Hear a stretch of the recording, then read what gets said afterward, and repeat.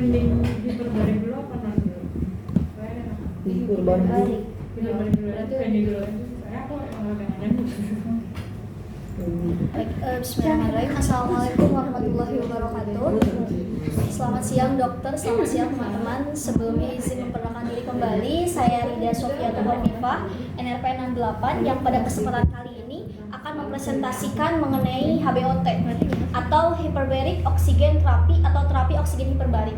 Yang mana HBOT sendiri merupakan salah satu tata laksana dari gangguan-gangguan fisiologis yang terjadi saat menyelam gitu. Salah satunya adalah tadi penyakit yang dijelaskan oleh Audrey ya mengenai penyakit dekompresi. Jadi kan ketika penyakit dekompresi salah satu tata laksana yang paling adekuat adalah rekompresi. Jadi kan diberikan tekanan kembali rekompresi. Nah, diberikan tekanan kembali dengan diberikan oksigen 100%. Oke, next dulu aja. Nah, jadi sebenarnya apa sih definisi dari HBOT sendiri? Nah, HBOT terapi oksigen hiperbarik adalah salah satu tata laksana sistemik dalam sebuah ruangan di mana ruangan itu disetting dengan tekanan lebih dari 1 atap gitu ya. Jadi harus bertekanan tinggi kan. Tadi kan berdasarkan hukum Boyle V1 kali V1 sama dengan V2 kali V2. Jadi tekanan berbanding terbalik dengan volume. Jadi semakin tinggi semakin dalam tekanannya makin tinggi, volumenya terkompresi. Jadi paru-paru di dalam tubuh penyelam ini jadi terkompresi kan. Nah, jadi ketika terkompresi, nah di sini juga dia dikasih oksigen terkompresi gitu. Terus nanti diberikan oksigen 100% gitu. Nah, kenapa sih gitu ya harus oksigen 100%? Nah, jadi HBOT sendiri itu ada 2 tipe, ada beberapa jenis gitu ya. Ada yang monoplex chamber, ada yang multiplex. Nah, kalau monoplex ya kayak gini gitu ya, cuma 1 orang kayak di ruangan kayak di MRI, terus dia ya kayak gini lah ya sesuai gambar. Terus kalau yang ini adalah multiplex. Jadi multiplex ini bisa beberapa pasien, tapi harus ditemani sama perawat atau tendernya gitu ya, kayak gitu. Dan biasanya kalau di yang monoplex chamber ini ya nggak pakai masker oksigen gitu, tapi memang udah kayak animal hiperbarik lah ya, dia langsung gitu oksigennya gitu. Kalau ini kan harus pakai helm, ada yang pakai helm gitu, ada yang pakai masker oksigen. Oke, next. Nah, ini bagian-bagian gitu dari setiap chamber dari monoplex ini. Oke, next juga. Next. Nah, ini untuk yang multiplex ya teman-teman nanti bisa lihat lah ya untuk setiap bagiannya. Nah, dasar pemikiran. Nah, kenapa sih gitu ya? Kok bisa gitu ya? Cuman dari oksigen aja itu bisa menyembuhkan berbagai macam penyakit. Jadi kalau dulu sebetulnya ada sejarahnya gitu ya, panjang sekali sejarahnya. Dulu tuh si HBOT ini gitu itu sudah lama ada gitu. Dan biasanya diberikan untuk pasien-pasien yang dekompresi gitu ya, yang gangguan yang menyelam itu. Tapi ternyata setelah berbagai macam penelitian dilakukan, ternyata HBOT ini tuh bermanfaat dalam berbagai macam penyakit gitu ya, banyak sekali gitu ya. Nah, dasar pemikirannya, pemakaian tekanan itu kan bisa memperkecil volume gelembung gas. Dan penggunaan oksigen hiperbarik ini bisa mempercepat resolusi gelembung gas. Jadi kan pada penyakit dekompresi dia balik lagi kan ada nitrogen dalam tubuh ya, dia balik lagi ada gelembung-gelembung. Gimana caranya si gelembung itu bisa biar larut. Nah, larutnya gimana caranya? Pakai oksigen gitu. Terus tempat-tempat yang iskemik atau hipoksik akan menerima oksigen secara maksimal. Nah, itu biasanya tuh pada penyakit kayak gangren gitu ya, pada yang lupus, gangren, pada DM itu kan pokoknya pada luka-luka gitu kan, ada iskemik atau hipoksik, dikasih oksigen itu bisa sembuh. Terus di daerah yang iskemik, oksigen hiperbarik itu bisa mendorong atau merangsang pembentukan pembuluh darah kapiler baru. Ini juga berhubungan dengan penyembuhan luka, angiogenesis. Jadi pakai oksigen itu bisa angiogenesis ya, bisa membantu penyembuhan juga. Terus pertumbuhan kuman baik gram positif maupun gram negatif mengalami penekanan. Jadi ditekan pertumbuhannya dengan pemberian hiperbarik oksigen. Terus oksigen hiperbarik juga mendorong pembentukan fibroblast dan meningkatkan efek fagositosis atau bakterisidal. Jadi dimatikan bakterinya dan dari leukosit kayak gitu. kita ingat kan kalau yang pembentukan penyembuhan luka itu berhubungan sama kolagen, berhubungan sama fibroblast kayak gitu. Oke, next. Nah, jadi ini ada salah satu jurnal yang menyebutkan bahwa terapi oksigen hiperbarik untuk terapi percepatan penyembuhan luka. Nah, ini definisinya juga udah ada bahwa terapi oksigen hiperbarik ini adalah penggunaan 100% oksigen pada tekanan yang lebih besar dari tekanan atmosfer. Nah, terapi ini telah digunakan sebagai terapi tambahan untuk mempercepat penyembuhan luka.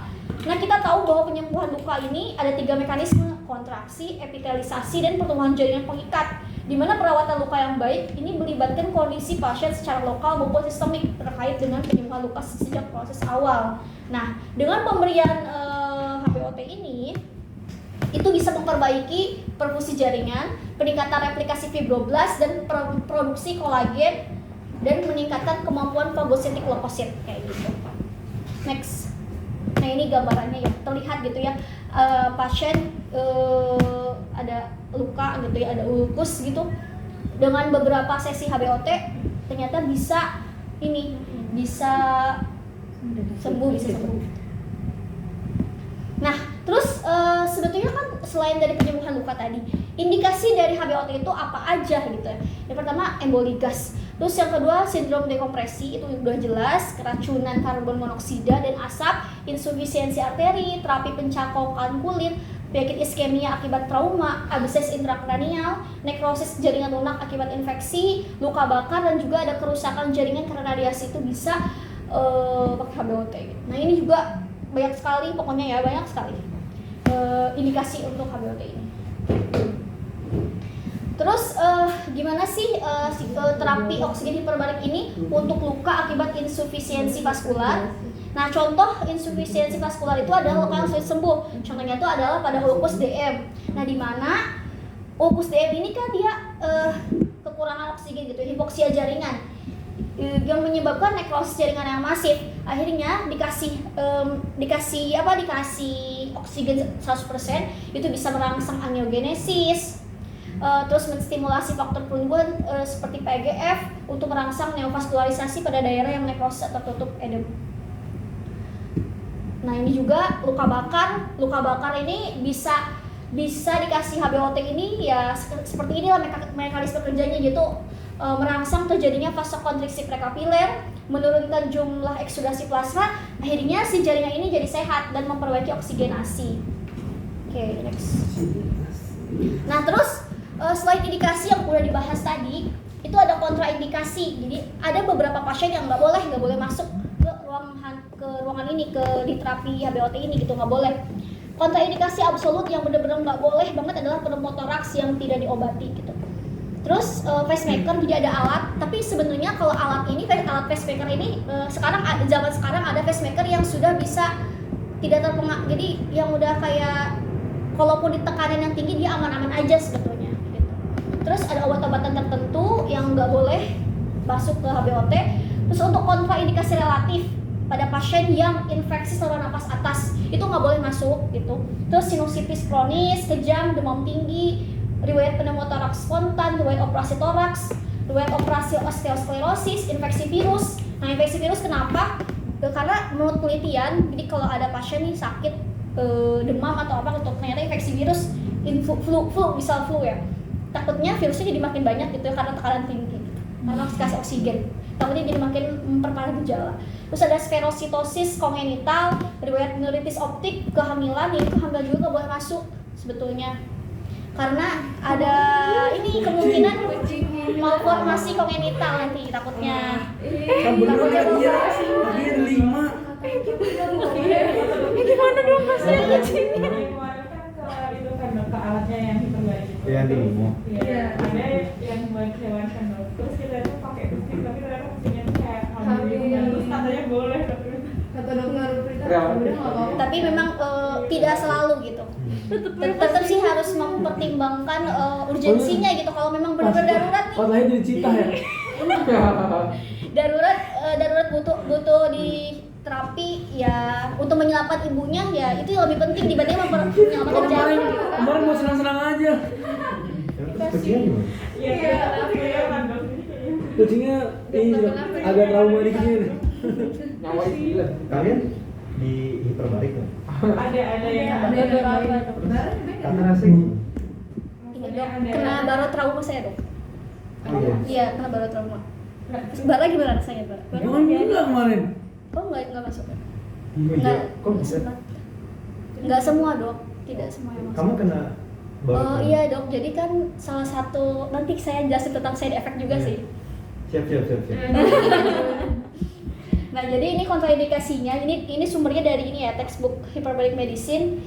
Kontraindikasinya pneumotoraks tuh nggak boleh, makanya salah satu precautionnya itu harus ada ronsen kan, ronsen.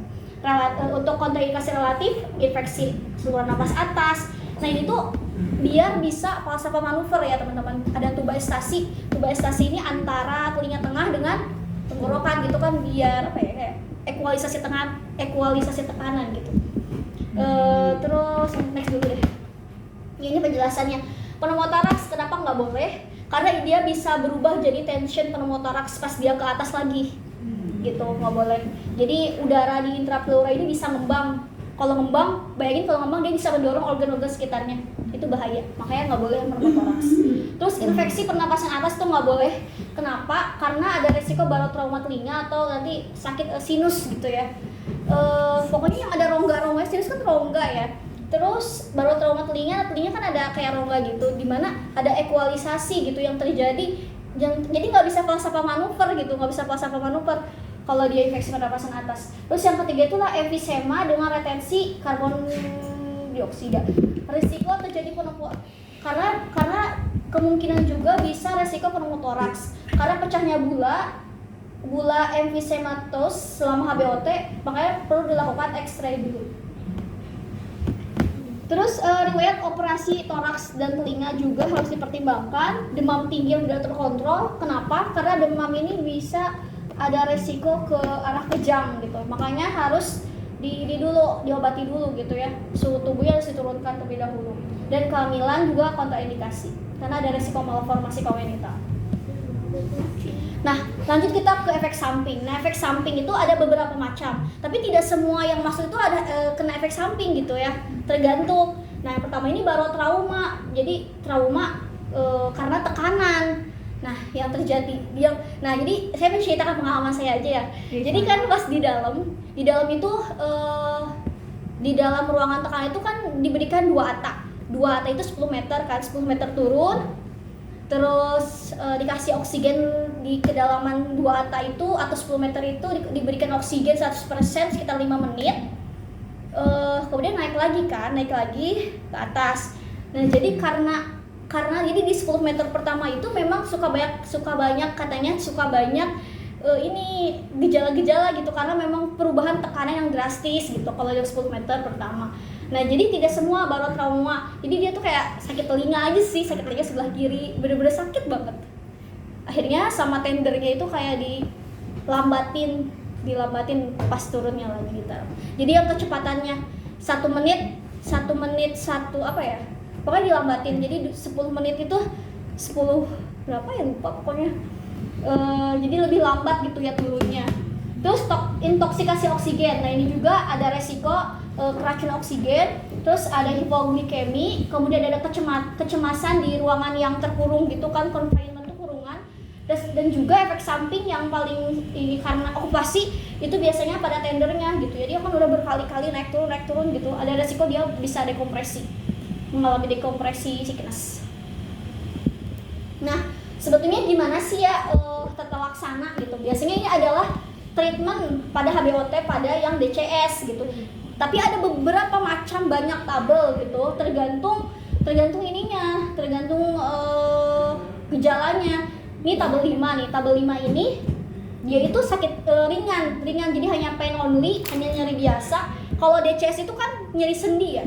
Audi itu kan nyeri sendi, nyeri biasa gitu. Gejalanya hilang dalam waktu kurang dari 10 meter pada 60 feet seawater. Next lagi ke tabel 6. Nah, beda lagi sama yang tabel 6, yaitu treatmentnya itu lebih lama lagi, sekitar 285 menit karena gejalanya itu lebih berat. Nyerinya itu tidak hilang dalam waktu 10 menit. Kayak gitu.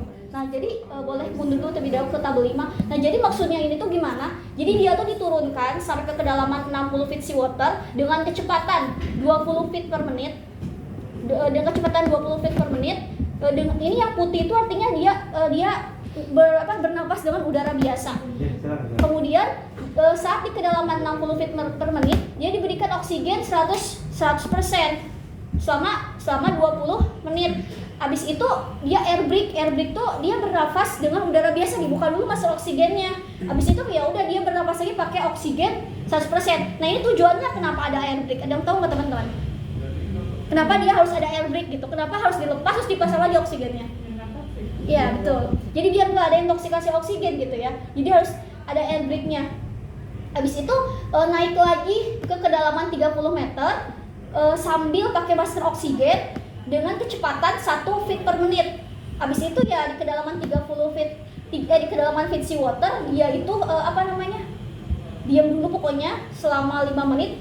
Dia bernapas pakai udara biasa. Habis itu ya pakai masker oksigen lagi pas di kedalaman 30 feet sea water. Pakai masker oksigen pakai masker oksigen dalam waktu 20 menit. Terus dia pakai udara biasa lagi. Dia naik lagi ke atas dengan kecepatan 1 feet per menit sambil pakai masker oksigen selama 30 menit. Nah, ini untuk yang ini cara menginterpretasi tabelnya kayak gitu. Next ya, sama aja kalau ini lebih lama gitu. Terus komplikasi pada HBOT gitu ya. Ada beberapa komplikasi. Yang pertama barotrauma telinga tengah, di mana si pasien ini kesulitan untuk mengekualisasikan tekanan di telinga tengah dengan udara luar selama kompresi gitu. Jadi bisa aja dia tuh ada sumbatan di tuba estasinya gitu ya. Terus nyeri sinus. Terus ada komplikasi oftalmologi, bisa kejang oksigen, pikir dekompresi, efek genetik dan klaustrofobia. Next. Nah, ini komplikasi oftalmologi karena si terapi HBOT ini gitu ya, ada macam-macam, katarak, miopi. Next, ini efek genetiknya, ini berhubungan dengan jadi bisa menyebabkan kerusakan DNA kayak gitu penjelasannya. Next. Nah, klaustrofobia. Nah, klaustrofobia itu bisa jadi komplikasi, bisa jadi kontraindikasi. Jadi ada kecemasan karena kurungan gitu, fobia, klaustro. Dia tuh kayak cemas karena dikurung di ruangan tertutup di lingkungan yang asing. Ya biasanya tuh kalau klaustrofobia itu biasanya pada pasien-pasien yang pada monochamber gitu. Ya, pada monochamber kan dia kayak terkurung gitu. Next. Terus sebelum sebelum di terapi HBOT ada precaution dulu gitu, ada semacam warning gitu ya, hati-hati gitu. Tapi memang kalau pada situasi emergensi, ya kalau nggak memungkinkan benar-benar emergensi darurat banget ya, daripada kita menanggung resiko banyak, akhirnya ya langsung aja gitu. Tapi sebenarnya harus ada treatment elektif, di mana si pasiennya harus di screening dulu kan, nggak tiba-tiba masuk. Nah salahnya kan kemarin nggak di screening kan, nggak di screening ya masuk aja mau aja gitu ya. Akhirnya ya gitu kan. Nah harusnya tuh pertama harus ada ronsen kan, chest X-ray, terus testing pulmonary function testing, pemeriksaan gendang telinga harusnya gitu. Kayak gitu harusnya. Ya udah berarti udah kayak gitu aja sih untuk penutupnya. Jadi pengobatan oksigen hiperbarik ini telah berkembang dengan pesat baik di negara maju maupun negara berkembang dan telah dipakai sebagai pengobatan utama atau pengobatan tambahan pada jenis-jenis penyakit. Nah, di samping bermanfaat sebagai pengobatan, perlu waspada gitu karena ada resiko bahaya keracunan, racun oksigen, terus pengobatan HBO juga harus hati-hati gitu, menggunakan prosedur dan dosis yang tepat. Terus penelitian dalam bidang HBO ini masih terus berlanjut hingga sampai sekarang, sehingga di masa mendatang jumlah penyakit itu bisa dapat diobati dengan HBO bakal semakin banyak karena makin jelas efek HBO terhadap tubuh. Baik, terima kasih dokter, terima kasih teman-teman, terima kasih. Sekian dari saya. Apakah ada yang kata tidak dahulu? Tidak ada. Ada yang tanya kata tidak dahulu? Tidak ada. Ya, tapi serius selain barotrauma ada rasa enaknya itu sih dok, agak pusing. Kayak ngefly gitu nggak? Enggak sih dok, cuman kayak ada pusing mual aja. Karena kan alat keseimbangan itu kayak terganggu juga kan. Jadi itu terapi yang bayar segitu. Terus kamu merasakan pusing dan trauma. Bagaimana? Positifnya sebenarnya kan yang kemarin itu tidak memberikan efek terapi gitu. Oh gitu. Karena ada dosisnya kan dok. Ada dosis. Sedangkan kemarin mahasiswa cuma mencoba. Main gitu ya. Iya, dan main sakit pada gendang telinga. Hah? Ada yang kesemutan. enggak ada deh. Ke kesemutan enggak? Ada Aku yang- kena baru terakhir sakit. Ada yang ini ya, keguguran. Kucing. Oh, mengerikan. Berbahaya itu pengobatan. Cukup sekian dari saya, terima kasih. Wassalamualaikum warahmatullahi wabarakatuh. Tapi dulu yang